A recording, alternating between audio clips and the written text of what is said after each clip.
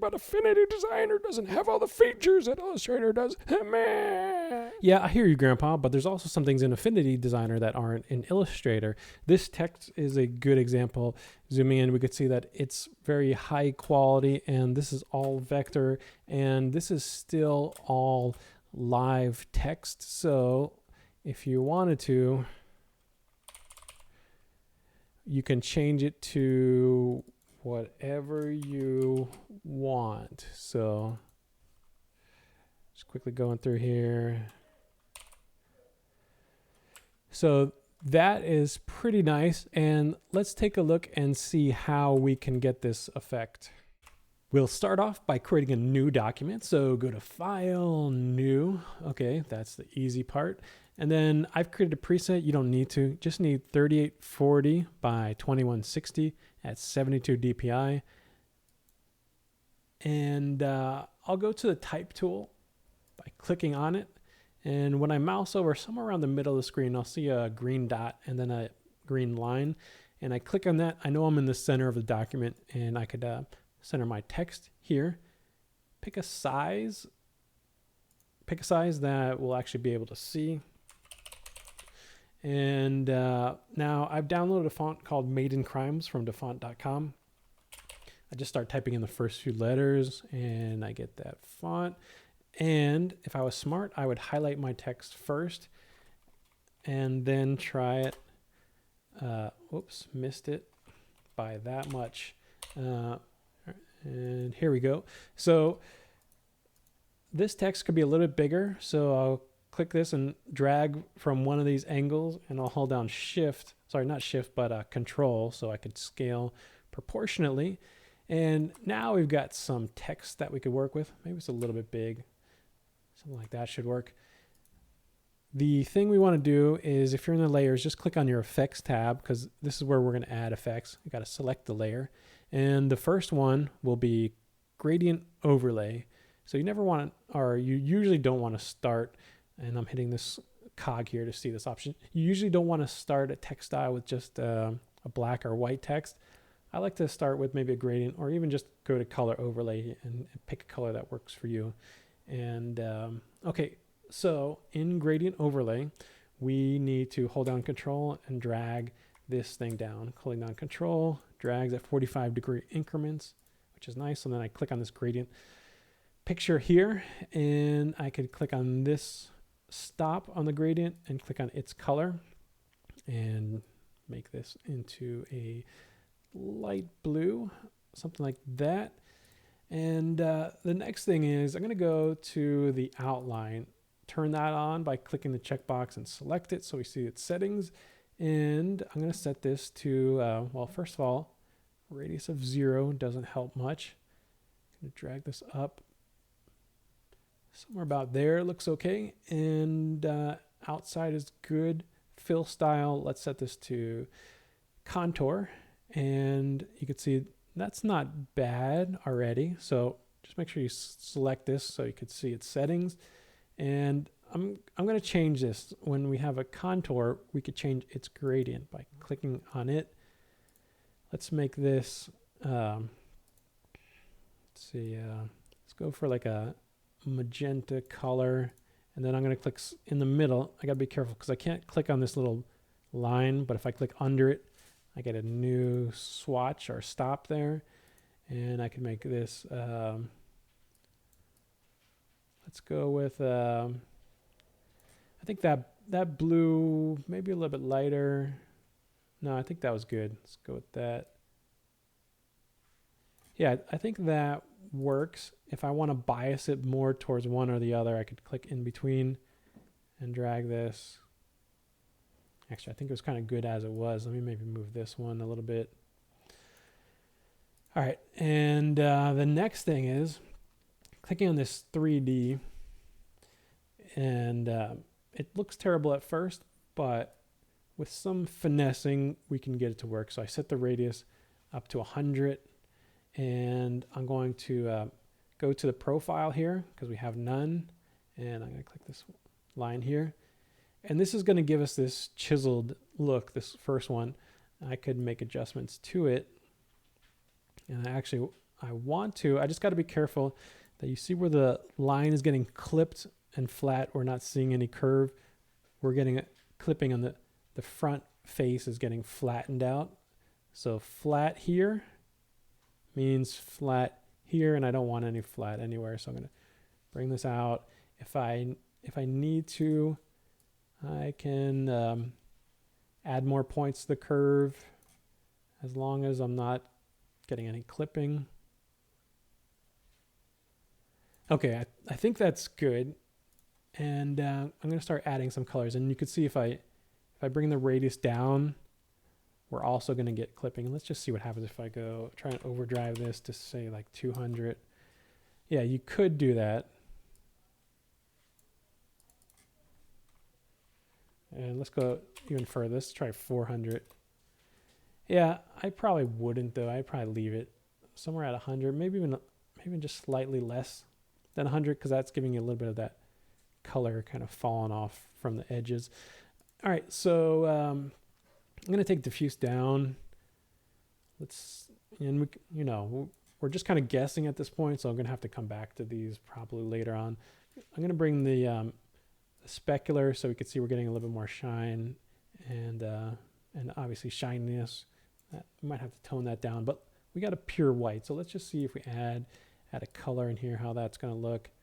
And let's add color for everything. Even let's put a color in the ambient.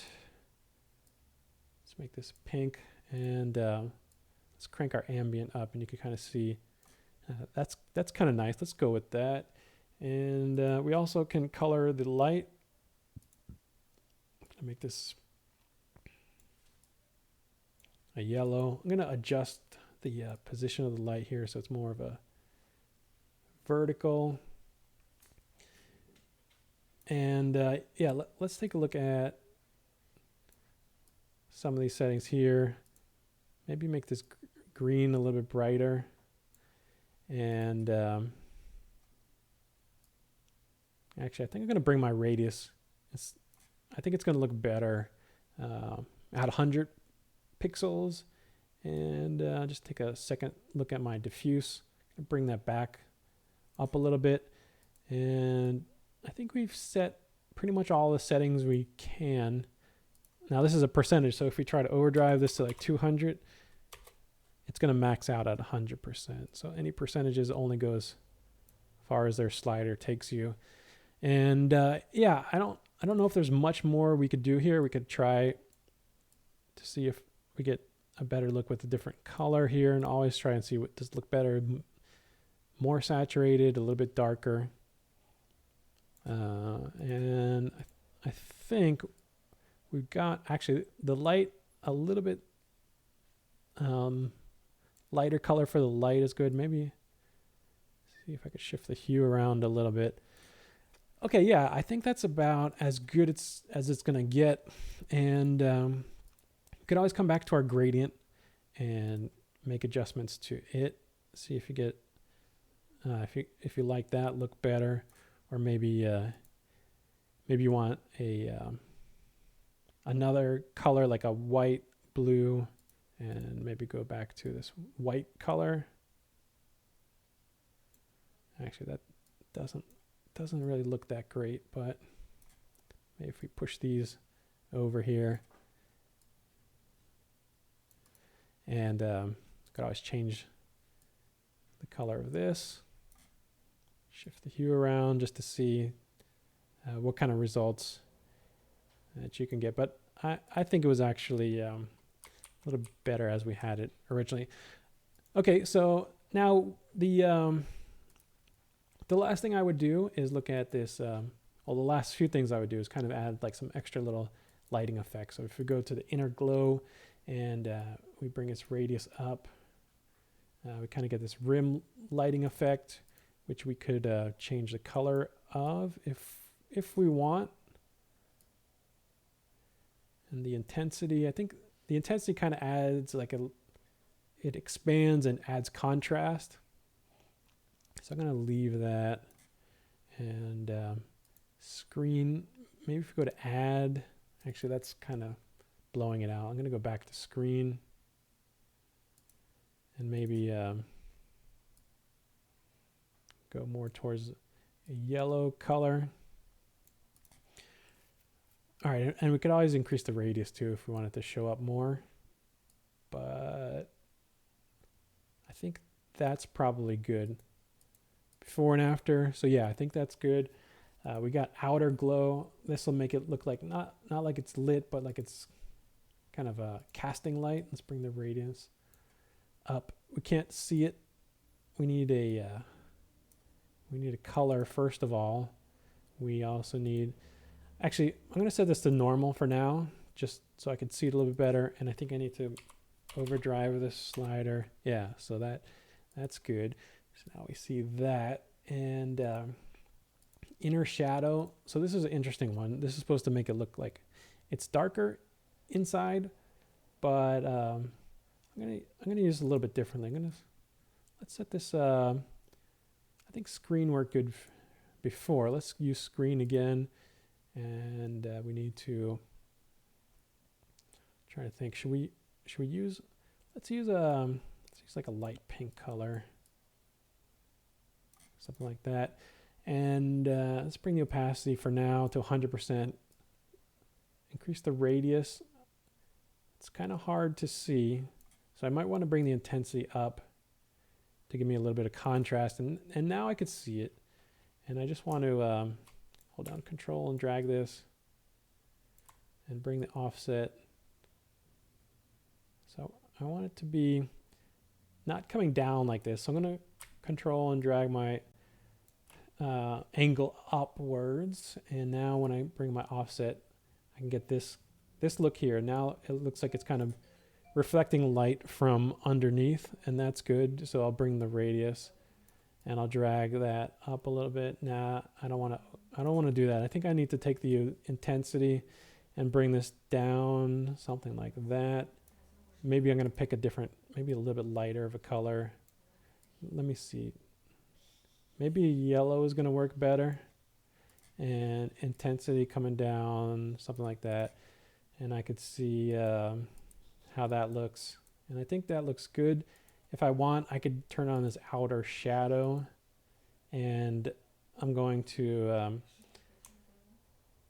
hold down Control and increase the offset so I could see it. And I'm going to bring the radius up a little bit. And I don't really want this to be a shadow. I want this more to be like a lighting effect. So I'm going to go to, let's say 300. And I'm also going to go to screen. And instead of pink, maybe I'll give this a yellow color just so it has like a mix. And okay, so kind of blends the pink and the yellow together. So it's a little bit more of an interesting look. And yeah, so that is how you can create some interesting three-dimensional text. And the best part is if I go back and select this, I could type whatever I want, and it's all live.